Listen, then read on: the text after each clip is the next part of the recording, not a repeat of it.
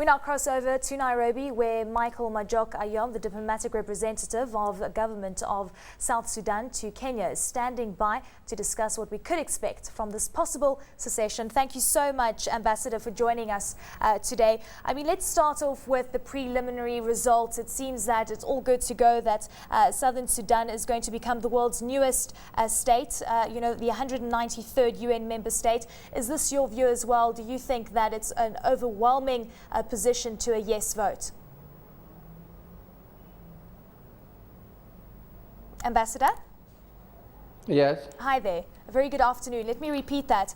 Do you think that it's overwhelmingly obvious that right now we are going to be seeing a yes vote coming through from Southern Sudan? Thank you for your invitation.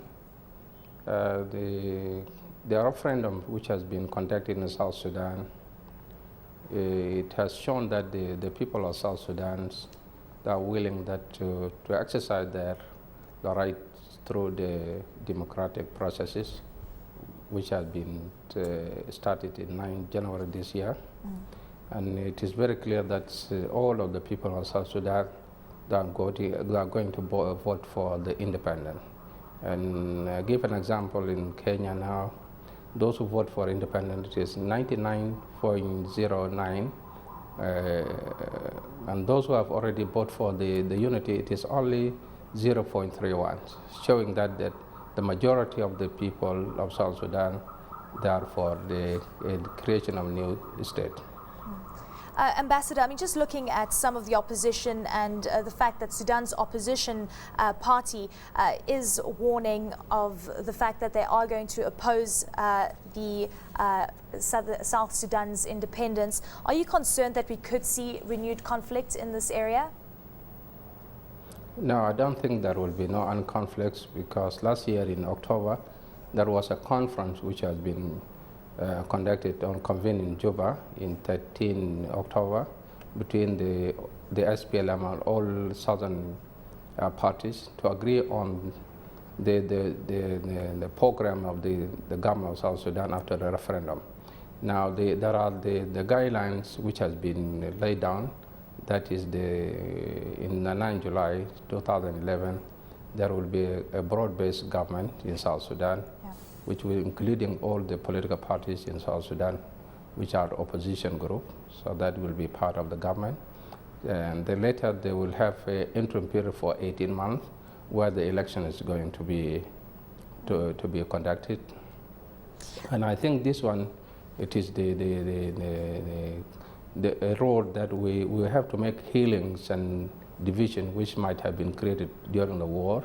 And we are looking forward to democracy. So whatever Southern who have formed its own party or whatever it is there, we ask them to participate in that government. So the guidelines already are being laid down, and we see that there will be no any differences between the ruling party, the SPLM, and then the other Southerners. Ambassador, it is very clear now. Yeah, please continue.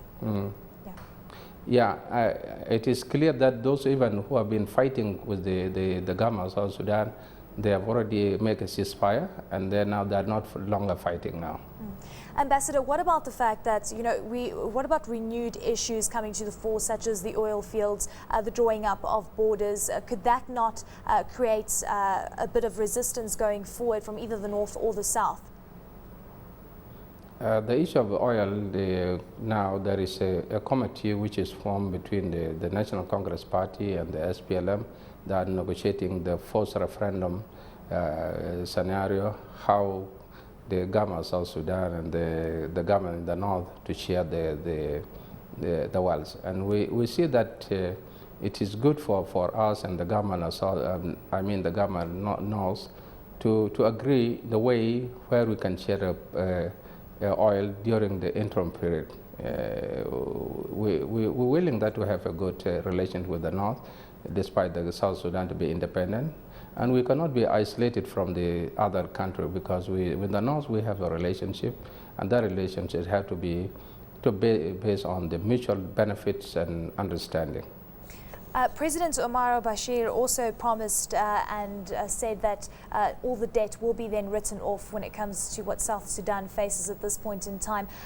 Please tell us a little bit more about this and how it's going to affect the overall economy there, because looking at overall what Sudan is going through from a budget deficit perspective and the fact that it's highly indebted, and we're also seeing a massive rise in prices, it seems that a lot of macroeconomic issues need to be addressed going forward. Well, you know that is the Bashir is as an individual, he has he can talk or express that the going of South Sudan, it is, yes, it is painful for his own feelings that during his time as the president of Sudan, seeing that South Sudan is going. But this is a democratic process which has been made, and the people of South Sudan, they opt for the peace instead of fighting for the 47 years since 1955 up to 2005. You have seen that the only 10 years, it was the years of the tranquility between the North. Now we offered them the North. We can coexist together as two sisterly states where based by international laws, and then the bilateral multi-relationship should be encouraged so that we share the world, whatever it is there.